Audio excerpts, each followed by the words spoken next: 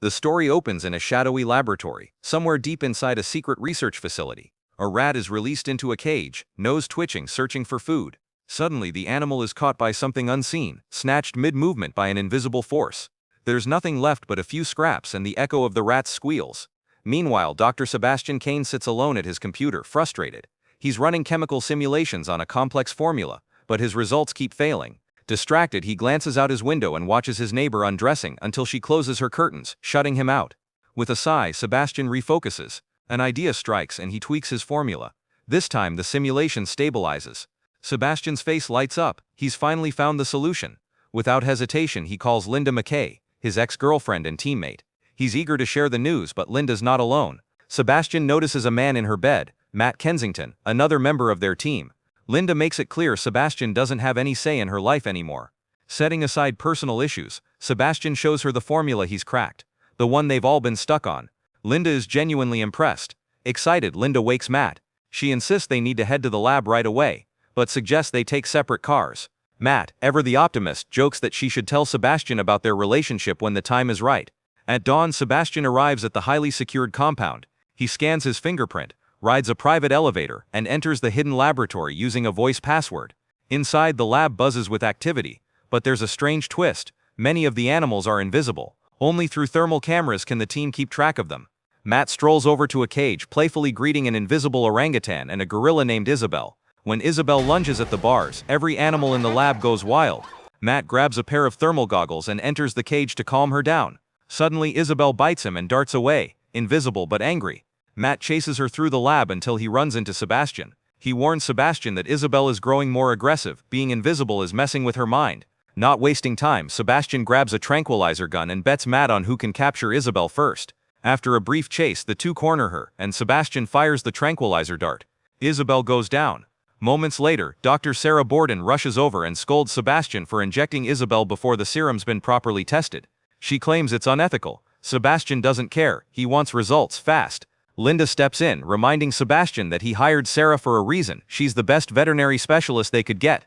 The team preps the new serum, and Sarah examines Isabel to find the right vein. As Matt readies the injection gun, Sebastian insists on doing it himself, wanting to take the credit and responsibility. He injects Isabel, and everyone watches as the serum flows through her body. On the monitors, her heartbeat spikes. The gorilla's outline slowly starts to appear, flesh and bone flickering into view. The team is on the edge of their seats. Suddenly, Isabel crashes. Her heart flatlines. Panic spreads. Linda grabs the defibrillator and shocks Isabel's chest again and again until finally the gorilla's heart kicks back in. As Isabel stabilizes, more of her body becomes visible. The technical team announces her quantum signature is stabilizing. The whole team erupts in celebration. Sarah breathes a sigh of relief, convinced Isabel will be okay. With Isabel recovering, the tension breaks. Sebastian jokes about a vivisection, but Matt assures Sarah he's kidding, sort of. Linda rallies the group, suggesting they go out and celebrate. That evening, the team gathers at a local restaurant, savoring their hard-won success. In a quiet moment, Sebastian confides in Linda. He tries to rekindle their relationship, but she turns him down, making it clear those days are over. After dinner, Sebastian returns to the lab alone. He checks on Isabel and talks to an invisible dog, petting it gently, asking what it's like to be unseen. Sometime later, the entire research group is called to present their findings to a stern Pentagon committee. Dr. Kramer, their government overseer, demands updates. Sebastian, playing it cool, lies, telling the committee they haven't solved the reversion problem yet. Linda and Matt are shocked but keep quiet. Kramer warns them, show results soon, or someone else will take over the project. After the meeting, Linda and Matt confront Sebastian. He admits that if the Pentagon took over, the whole project would be out of their hands. His solution? Human trials, unauthorized and off the books. He argues this is their chance to make history and win a Nobel Prize. Matt isn't so sure, fearing they're about to cross a dangerous line. The team meets to discuss the plan. No one likes the idea, but Sebastian is determined. He doesn't care about the committee's approval. He's moving forward with or without them. The day of the procedure arrives. Matt tries one last time to talk Sebastian out of it, but Sebastian jokes it off. He lies down on the operating table. IVs are connected, and restraints go on.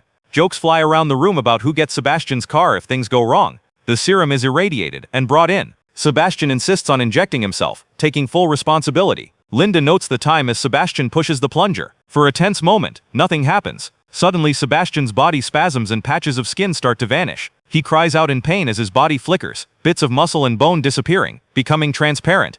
The team rushes to stabilize him as his vitals spike and alarms blare. Just as they're about to use the paddles, the phase shift completes. Sebastian Caine is now completely invisible. Matt checks his signs. He's alive, but in shock. Everyone stares, awestruck at what they've done. For a moment, the lab is silent. 17 hours after the procedure, Sebastian wakes up screaming in the lab. The lights hurt his eyes, except he quickly learns it's not his eyes that are the problem. Linda explains. His eyelids are transparent now. He tries blinking in a mirror, but only sees empty space where his face should be. Still processing the shock, Sebastian is escorted out to the main lab by Linda and Matt. Instantly, he's back to his old tricks, pranking the team, pulling things out of people's hands, and making jokes no one can see coming. Only Frank, using thermal goggles, can spot him. The novelty is entertaining at first, but Linda and Matt quickly decide Sebastian needs rest and privacy. They take him to his quarters, set up surveillance, and assign the first overnight monitoring shift to Sarah. In the dim glow of the observation room, Sarah reviews Sebastian's vital signs. Exhausted, she dozes off. Unbeknownst to her, Sebastian slips out and enters the observation room. Invisible and undetectable, he approaches Sarah as she sleeps and gently touches her skin. She stirs and asks the empty room if he's there. Sebastian sneaks back to his bed just as she checks the monitor. In the morning, Sarah shares the disturbing encounter with Linda, but admits she's not sure it was real. Linda is troubled, but doesn't have an answer. Later, Matt comes in to check Sebastian's vitals, but Sebastian plays it off as routine, giving Matt nothing to go on. After, Sarah removes the monitor from Sebastian and senses his presence in a way she can't explain. Unnerved, she heads to the bathroom but takes thermal goggles with her, just in case she's being watched. Even Carter, another team member, gets told to be careful. The rest of the team begins talking about Sebastian and the risks of him being invisible. There's a growing sense of unease. The team isn't sure how far Sebastian will push things now that he's completely unseen. After everyone leaves the kitchen, a seemingly empty chair spins. Sebastian has been there the entire time, listening in on their suspicions. That night, Linda takes the next monitoring shift. She's working on new serum samples, trying to find a way to bring Sebastian back. As she focuses, Sebastian starts playing games, moving her soda can around the room, tapping on surfaces, making her jump. Then he escalates, giving her an unsolicited shoulder massage. Linda immediately shuts him down, refusing his flirtatious suggestion about being with an invisible man. The following day, Matt and Carter prep the reversion serum. It's time to bring Sebastian back. Linda sprays Sebastian's arm with a mist so his veins can be seen. They inject the serum, watching as it travels through his bloodstream. Just as parts of Sebastian begin to reappear, he starts choking, his lungs seizing up, gasping for air. Chaos erupts as his heart rate spikes. Sarah realizes his airway is blocked and tells Carter to intubate him. Sebastian panics and breaks free from his restraints, flinging Carter across the room and kicking Matt to the floor. In the chaos, his body fades in and out of sight. Sarah and Linda manage to intubate him and keep his airway open as he phases back into invisibility. Matt administers chest compressions, finally getting a pulse. The immediate danger passes, but Sebastian is left unconscious and unstable. When he finally wakes, Linda sits beside him. She tells him he almost died. He shrugs it off, insisting the Pentagon doesn't need to know anything yet. Linda and Matt realize Sebastian is likely stuck in this invisible state for a while. Adapting to the situation, the team crafts a synthetic latex mask for Sebastian. Linda cuts holes for his eyes and mouth so he can at least look somewhat human. Matt brings him a mirror. It's a grim sight, just a face floating in midair, masking an invisible man. As the days drag on, Linda and Matt work from home, desperately trying to refine the serum. Matt is frustrated and admits he's not a natural genius like Sebastian. 10 days pass. The constant tests and isolation begin wearing Sebastian down physically and mentally. He lashes out at Matt, feeling trapped and helpless. Linda does her best to comfort him, but Sebastian insists that what they're doing isn't enough. Late one night, Sebastian decides he can't take it anymore. He tells Carter, who is standing guard, that he's leaving for a few hours. Carter protests, saying the rules don't allow it, but Sebastian pushes back. "It's my rule," he says, "and I can change it." He slips out, dodging the facility's external guard, and drives off into the city. Sebastian's car pulls up at a stoplight. A group of kids cross the street. Suddenly, the car door opens and closes by itself. The kids scream, freaked out by the ghostly sight. Meanwhile, Linda and Matt, realizing Sebastian is missing, hurry back to the lab. They have no idea where he's gone. Sebastian heads home, grabs a few personal items, and once again spies on his neighbor undressing. Later, as his neighbor showers, the doorbell rings. She answers, finding no one there. It rings again, and she steps into the hallway. In that moment, Sebastian slips inside her apartment. In a dark, disturbing turn, he follows her into her bedroom and assaults her. Afterward, he sees Linda entering his apartment, searching for him. He sneaks past her and returns to the lab, leaving his neighbor traumatized and Linda unsettled. Back at the facility, the team is scrambling. Linda confronts Sebastian about his trip outside, demanding answers. He brushes her off, asserting his authority as project leader. She warns him that if he leaves again, she'll report him to the Pentagon. The rest of the group begins to worry about Sebastian's mental state. His behavior is becoming more erratic and disturbing. The next day, Carter performs routine medical tests on Sebastian, trying to get some sense of what's happening physically and mentally. As always, Sebastian evades any serious questions about his night out, twisting Carter's words and maintaining a smug, detached attitude. He never admits to what really happened while he was gone. That night, Linda tries to sleep but is plagued by anxiety. She's jolted awake by a nightmare. Sebastian had snuck into her room, pulled away her covers and started undressing her. The phone rings, snapping her out of the dream. Matt is on the line. He thinks he's finally found a breakthrough for the reversion formula. They rush to the lab and explain the new process to Sebastian and the team. Hopeful, they run a simulation, but the solution crashes at 95%. Sebastian loses control, his anger boiling over. He storms out, slamming doors behind him. Linda follows, confronting him in a dark hallway. She tries to reason with him, telling him Matt's only trying to help, but Sebastian lashes out, saying his intelligence is a curse he can't even use. He insists Linda is holding him back, that she's too small-minded to see his potential. That night, Sebastian becomes fixated on the lab's security system. He rigs a surveillance camera with tools, making it appear as though he's in bed whenever anyone checks the monitors. Then, with the lab's attention diverted, Sebastian sneaks out to Linda's apartment. He spies on her through the window. When Matt arrives to spend the night, Sebastian's jealousy boils over. While Linda and Matt move to another room, Sebastian, fuming, breaks a window in a fit of rage. Inside, Matt hears the crash but finds nothing out of place. Suspicious, Linda calls the lab, but Frank, watching the hacked camera, reports Sebastian is still asleep. Back at the lab, Sebastian's frustration only grows. An invisible dog barks non-stop, driving him over the edge. He slips into the kennel, and in a brutal outburst, kills the animal. The next morning, Sarah discovers the dead dog. She confronts Sebastian, but he just stares at her with cold indifference. Frank reviews the security footage, but the hacked camera still shows Sebastian sleeping in bed. Later, Linda is alone in her room, on edge. She senses Sebastian's presence, even though she can't see him. She throws a blanket into the empty air, hoping to expose him. It lands on nothing. Terrified, Linda flees, running to her car and driving straight to the lab. Matt assures her Sebastian is asleep, but Linda isn't convinced.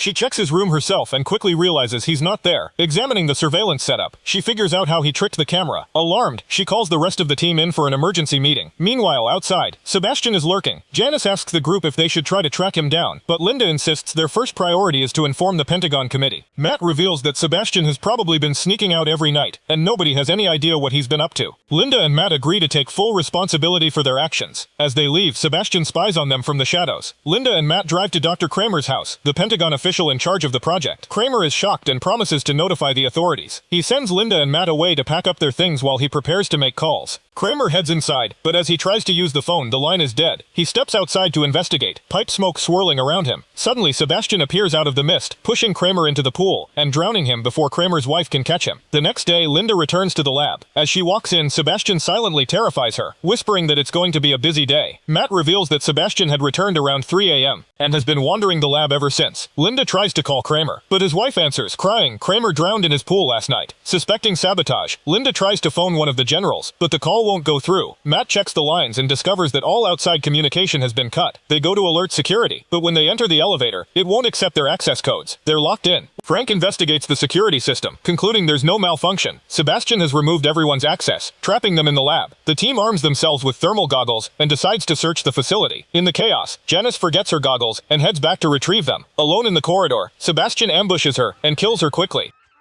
The others search Sebastian's quarters.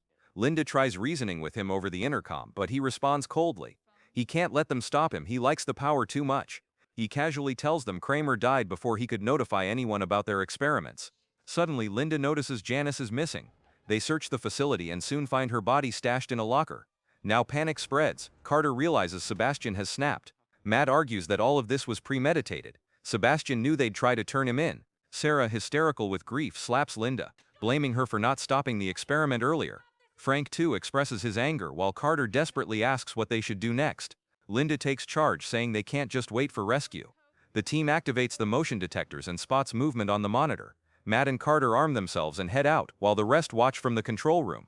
Matt and Carter split up to cover more ground. Frank and Sarah regroup, but Linda loses sight of Sebastian on the monitors. In a dark, misty tunnel, Matt almost shoots Carter, mistaking movement for Sebastian. Pipes begin to vent steam, making thermal vision possible. Matt spots Sebastian's outline in the vapor and fires, wounding him. Sebastian drops Carter, severely injuring him. Linda radios Matt, alerting him that Sebastian is still close. Matt uses the steam again to expose Sebastian and fires, but Sebastian escapes, sealing Matt inside the tunnel.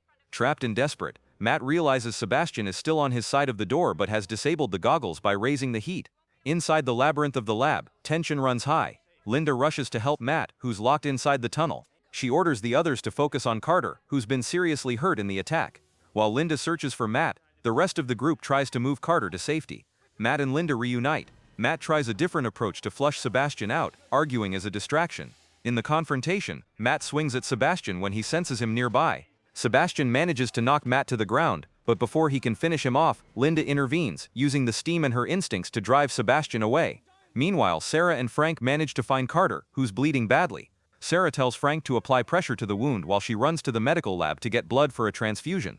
Sarah, on edge, knows Sebastian could be lurking anywhere. She grabs blood packs and listens for movement.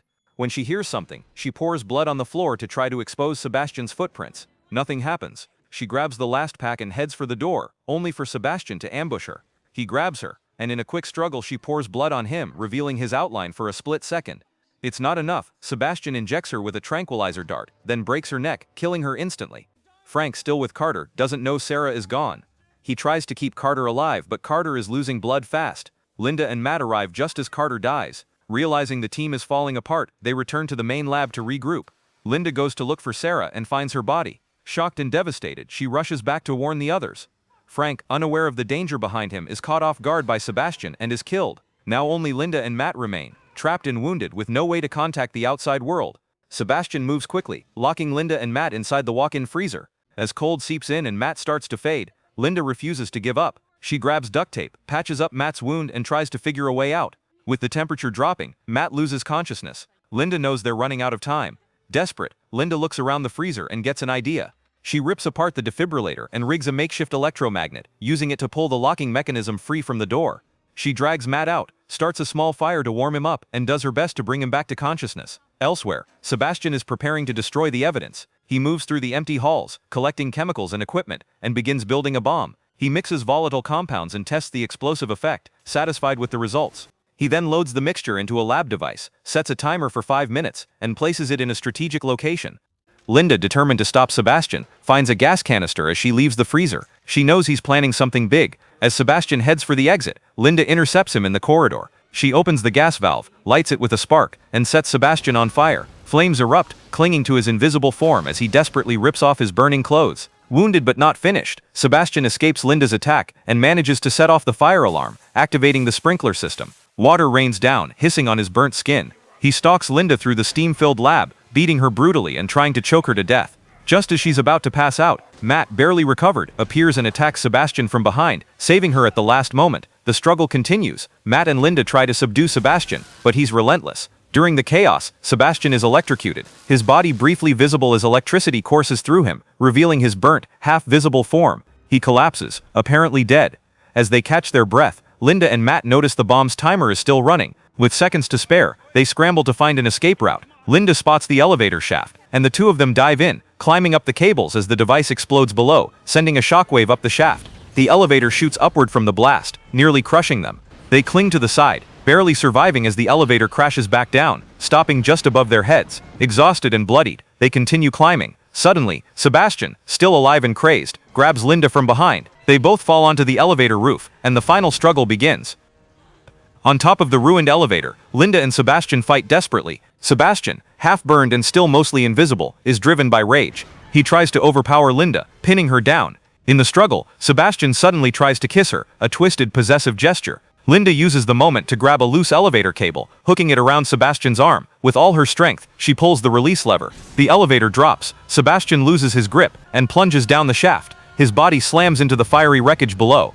Finally, Sebastian is dead. Above, Linda clings to the cable, her arms shaking, barely holding on. Matt, who's been climbing just above, reaches down and helps her up. The two survivors are bruised, exhausted, and covered in soot, but alive. Subscribe to watch more videos like this. Turn on notifications and leave a like. It really helps the channel out. Thank you for watching.